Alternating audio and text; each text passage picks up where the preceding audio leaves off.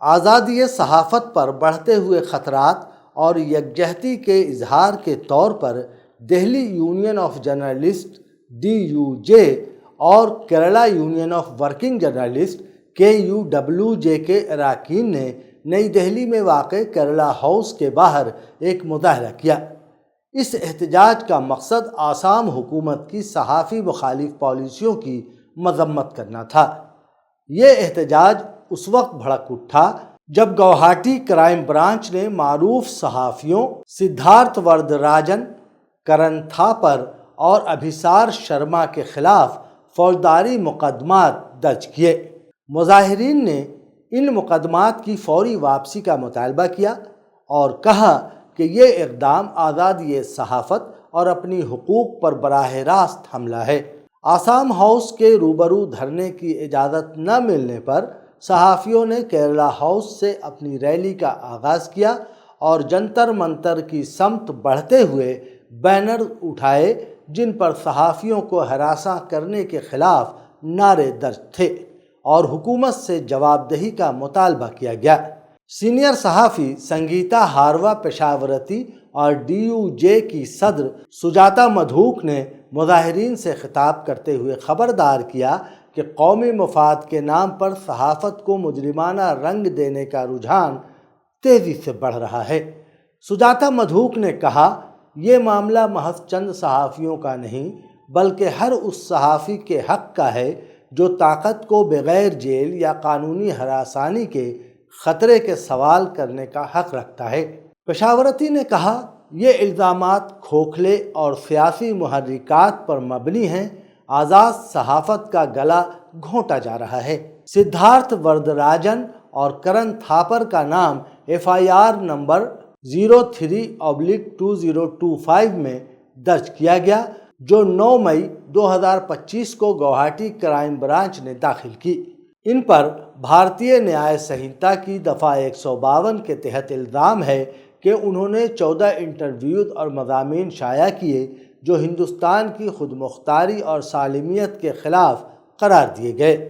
صحافیوں نے نشاندہی کی کہ یہ FIR آسام پولیس کے پورٹل پر دستیاب نہیں، حالانکہ سپریم کورٹ کے ایک فیصلے youth bar association of India بنام یونین آف انڈیا 2016 کے مطابق ہر FIR کو 24 گھنٹے کے اندر آن لائن اپلوڈ کرنا لازمی ہے۔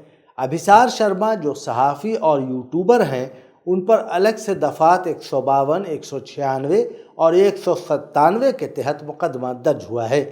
یہ شکایت گوہاٹی کے 23 سالہ الوک بروا نے دی، جس میں الزام ہے کہ شرما نے ایک ویڈیو اپلوڈ کی جس میں آسام اور مرکزی حکومت کا مذاق اڑایا گیا۔ بتایا گیا کہ انہوں نے وزیر اعلیٰ ہیمنت بسوا سرما کو فرقہ پرستانہ سیاست کا ذمہ دار ٹھہرایا اور رام راجیہ کے تصور کو ہنسی کا نشانہ بنایا۔ دہلی کا یہ احتجاج ان مظاہروں کی تازہ ترین کڑی ہے جو آسام میں صحافیوں کے خلاف سخت قوانین بالخصوص بغاوت جیسے دفعات کے استعمال کے خلاف جاری ہیں۔ میڈیا حقوق کے علمبرداروں کا کہنا ہے کہ یہ کارروائیاں ایک وسیع تر رجحان کا حصہ ہیں جس کا مقصد اختلافی آوازوں کو دبانا اور آزاد صحافت کو سلب کرنا ہے۔ جو صحافی یونینوں اور شہری سماج کا دباؤ بڑھ رہا ہے، اب سب کی نگاہیں آسام حکومت پر مرکوز ہیں کہ وہ اپنے اقدامات کا جواز پیش کرے یا پھر قومی و بین الاقوامی سطح پر آزادی صحافت کے خلاف اپنی پالیسیوں پر مزید کڑی تنقید کا سامنا کرے۔ آسام میں صحافیوں کے خلاف مقدمات کا اندراج محض ایک ریاستی کارروائی نہیں بلکہ جمہوری قدروں پر ایک گہرا حملہ ہے۔ جب ایک صحافی کو اس لیے نشانہ بنایا جائے کہ اس نے حکومت کے بیانیے پر سوال اٹھایا یا طاقت کے سامنے آئینہ رکھا تو یہ صرف ایک فرد کی آواز دبانا نہیں بلکہ پورے سماج کی زبان کو باندھنے کی کوشش ہے۔ دہلی میں ہونے والا یہ احتجاج دراصل اس حقیقت کی گواہی ہے، آزادی صحافت کسی خطے یا کسی خاص صحافی کا مسئلہ نہیں بلکہ یہ پورے ملک کے جمہوری مستقبل سے جڑا ہوا سوال ہے۔ ابھیسار شرما اور دیگر صحافیوں پر عائد کیے گئے الزامات واضح طور پر کمزور اور سیاسی محرکات سے آلودہ ہیں۔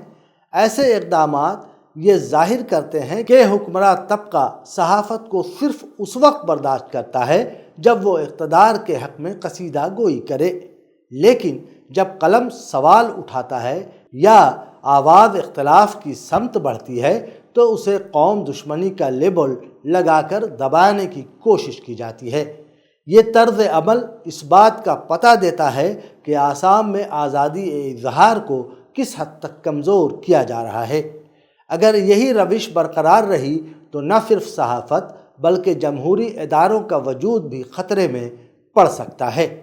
یہی وجہ ہے کہ دہلی کا یہ احتجاج محض صحافیوں کی داد رسی نہیں بلکہ جمہوریت کے حق میں ایک اجتماعی صدا ہے۔